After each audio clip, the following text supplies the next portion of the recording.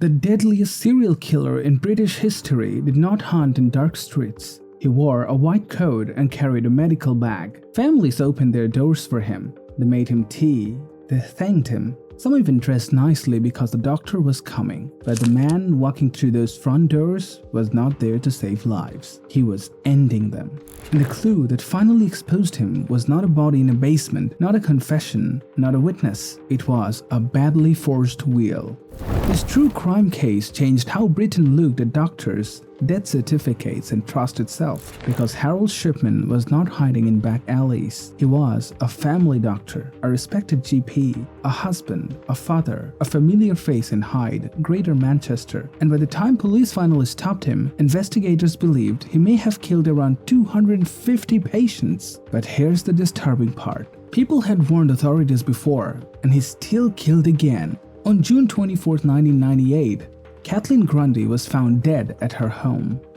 She was 81 years old, a respected former civic figure in Hyde, and by all accounts, a strong, independent woman. At first, nothing looked like a murder. No broken lock, no signs of a fight, and nothing that screamed murder. Just an elderly woman who had died suddenly after a visit from her doctor. That doctor was Harold Shipman. He signed the death certificate himself. He said the cause was old age. That sounds simple, but it was not. Because Kathleen's daughter, Angela Woodruff, was a solicitor.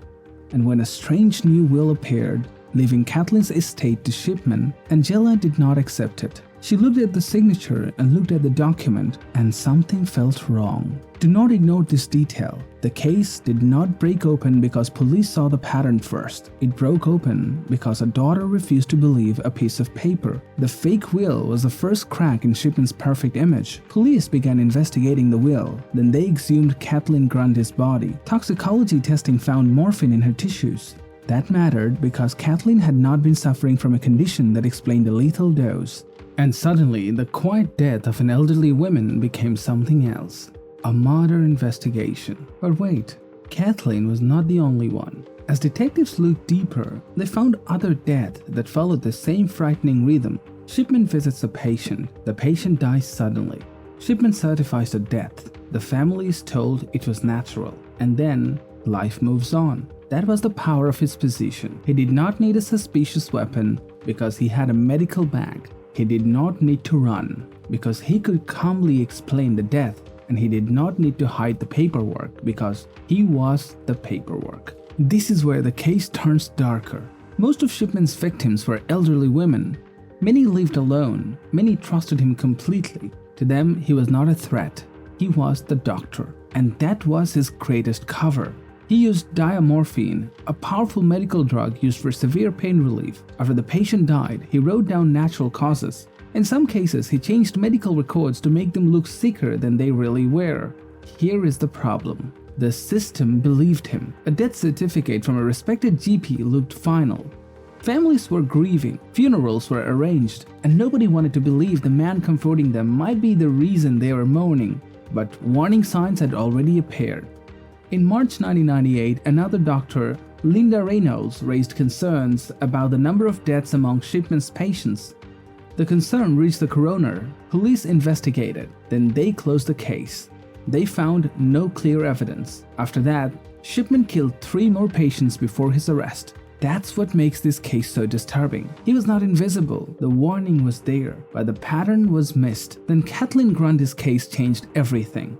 Detectives searched Shipman's record and found medical notes that appeared to have been changed after patients died. That suggested the records were not just wrong, they may have been part of the cover-up. Then came the forged will. It was crude. It left Kathleen's estate to Shipman instead of her family. Investigators linked him to the typewriter used to create it, and that was the twist. The doctor who avoided suspicion for years was not exposed by medical mistake, he was exposed by greed. On September 7, 1998, Harold Shipman was arrested. Soon the investigation widened, families were contacted, bodies were exhumed, medical records were reviewed, and the town of Hyde had to face the truth. The trusted family doctor was suspected of killing the very patients who welcomed him into their homes. In January 2000, Shipman was convicted of murdering 15 patients and forging Kathleen Grundy's will. He was sentenced to life in prison, but But the full truth was much bigger. A public inquiry later concluded that he killed about 250 patients between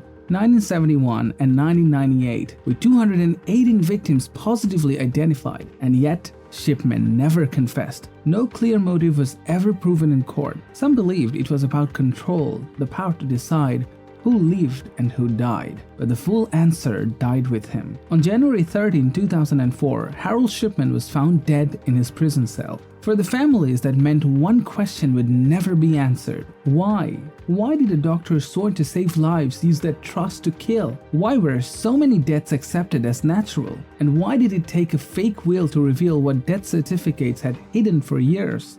Harold Shipman was not an unsolved mystery. The court proved 15 murders. The inquiry found the real number was far higher, but the final horror is not just how many people he killed, it's how easily he was allowed to keep doing it. If you want more real true crime stories where one small clue changes everything, subscribe to Crime Fact and comment below. What was the biggest failure in this case? The police investigation, the medical system, or the blind trust people placed in him?